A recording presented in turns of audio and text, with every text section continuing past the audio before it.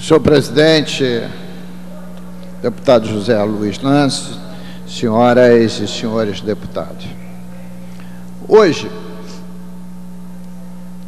pela manhã, verifiquei que a manchete principal do jornal O Globo noticiava que o CNJ examinava a hipótese de que aqueles que fossem exercitar cargos no alto escalão do Poder Judiciário estivessem submetidos ao mesmo critério da lei do ficha limpa, da lei complementar federal, que recentemente foi declarada constitucional pelo Supremo Tribunal Federal.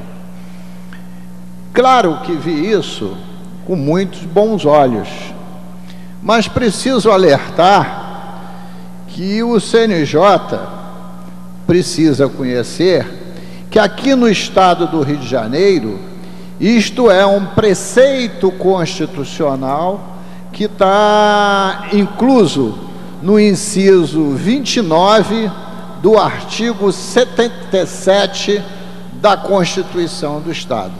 Esta casa aprovou a emenda constitucional em que fui coautor com os deputados Conte Bittencourt e Robson Leite, que diz que é vedada a nomeação de pessoas que se enquadrem nas condições de inelegibilidade nos termos da legislação federal, que é a lei do ficha limpa, para os cargos X, Y, Z, cito aqui todos os cargos, e ainda para todos os cargos de livre provimento dos poderes executivo, legislativo e judiciário do Estado.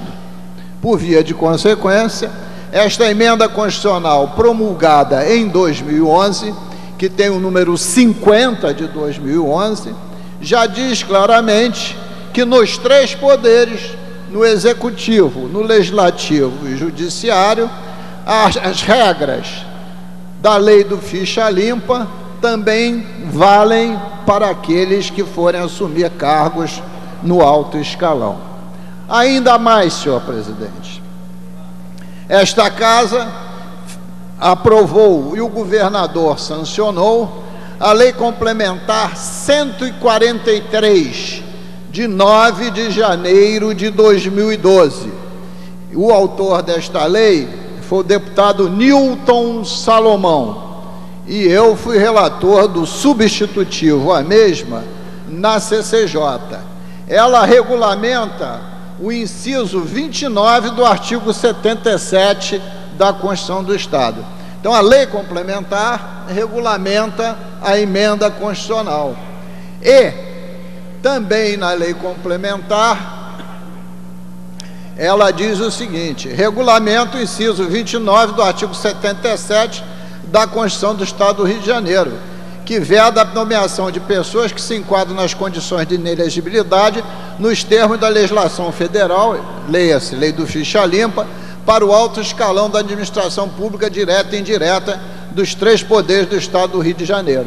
Então, tanto temos uma emenda à Constituição quanto uma lei complementar que diz que todos os cargos de alto escalão dos três poderes são objetos dos mesmos preceitos que são discriminados no lei do ficha limpa.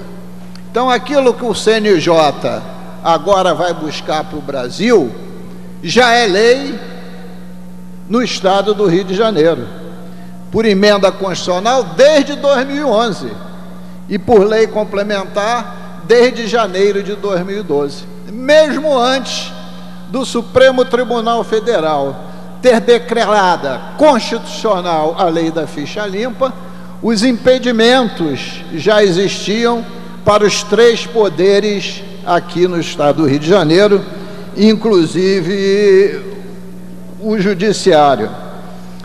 E, além disso, essa matéria foi fartamente divulgada em todos os jornais, inclusive publicado o artigo que fui coautor com deputados Conte Bittencourt e Robson Leite.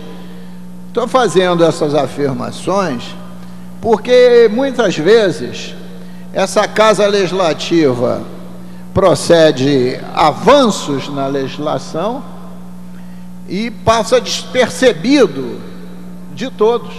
Como o tema voltou à tona com muita intensidade, é importante que a gente divulgue que nessa questão específica de os preceitos da lei do ficha limpa valer para os três poderes, esta casa já assim o decidiu em 2011 e em janeiro de 2012. Então eu queria somente reverberar essa questão para que seja de amplo conhecimento. E salvo melhor juízo, quando esta lei foi promulgada em 2011, esta emenda constitucional, somente o Estado de Minas Gerais e o Estado do Rio de Janeiro tinham tido essa preocupação, para que a lei do ficha limpa valesse para todos os poderes, indistintamente, porque é um preceito ético, um preceito moral, e ninguém pode escapar pela Constituição Federal, principalmente no seu artigo 37, desses preceitos da moralidade.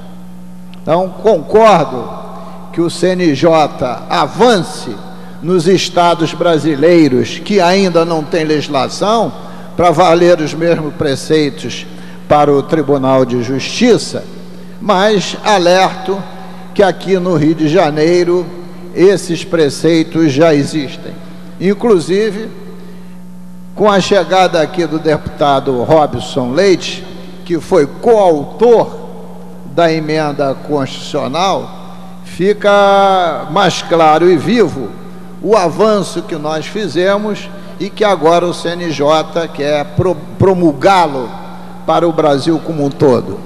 Fazemos questão de que o CNJ consiga o seu intento, porque ele tem total amparo na Constituição Federal, como disse aqui no artigo 37. Muito obrigado, senhor presidente.